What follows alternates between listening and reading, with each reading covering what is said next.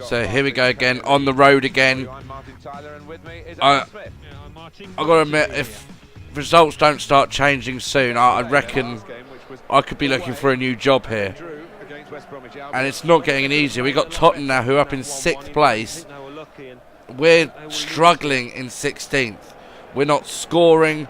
And the only thing going for us is we're keeping clean sheets. So, you know, that's good. But we need to start scoring.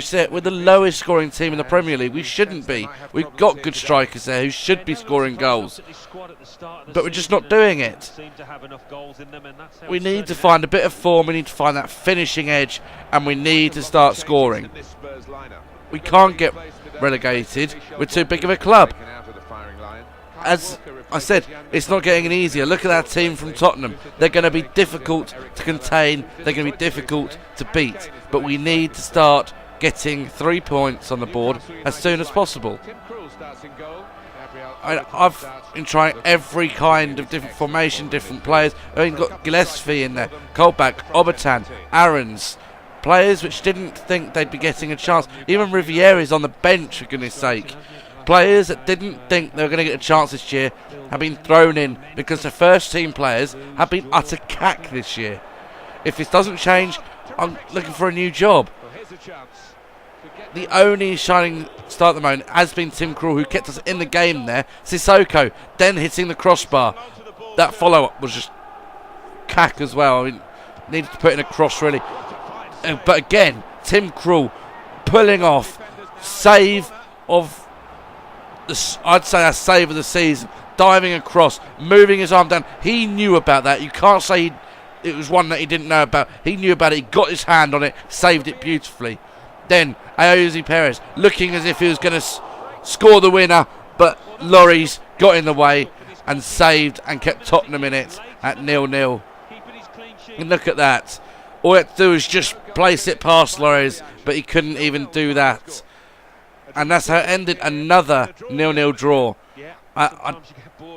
Thank goodness the January transfer window's open, because we need to start buying some players who are going to change this team, give us that bit of confidence in there.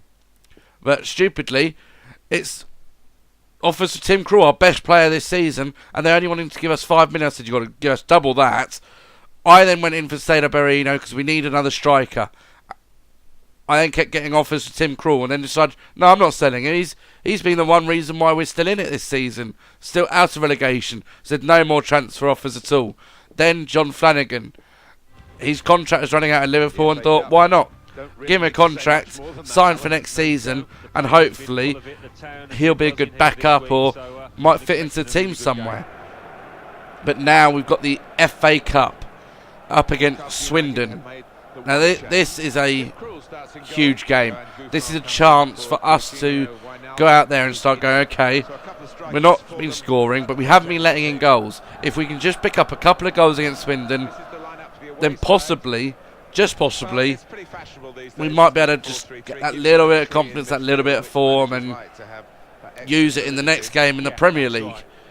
I mean, I don't know any of them players really, to be honest with you. No disrespect to Swindon, but it didn't start off well at all. Swindon with the free kick came forward, but thankfully again the post coming to the rescue, just wide. Tim Krul beaten, but the post coming to our rescue. But then it turned ugly. Swindon took the lead. Yep. Newcastle 0, Swindon 1 is the score at this point in the game. Good passing, cutting through our defence. We didn't look like a team who's been one of the best defensive teams in the league this year. Not that our league table even shows that either.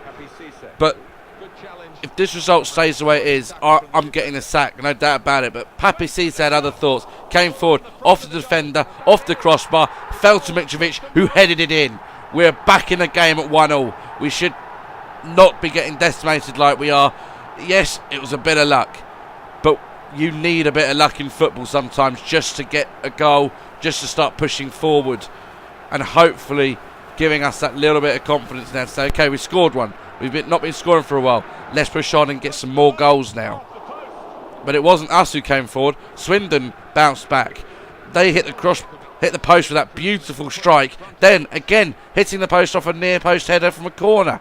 We were getting decimated here. The fans weren't happy. I'm not happy. The players need to change things, and we did. Obertan down that right hand side, managing to get a cross in, and Perez, even though he had 3 players round him, got up, headed it past the keeper and put us 2-1 up. It is so near the end of the game, we need to hold on. Obertan did beautifully. That run down the right, cut back, taking that defender out and just putting in the pinpoint accurate cross straight onto Perez's head. Look at that, 3 defenders he had round him and still managed to get the head off and just put it out of the way of the keeper and give us a 2-1 lead. And thankfully, that's the way it ended. We won 2-1, but there's definitely some flaws in this team at the moment. We can see that, and this January transfer window, we're going to have to iron all them out. One of the better performers today, Alan.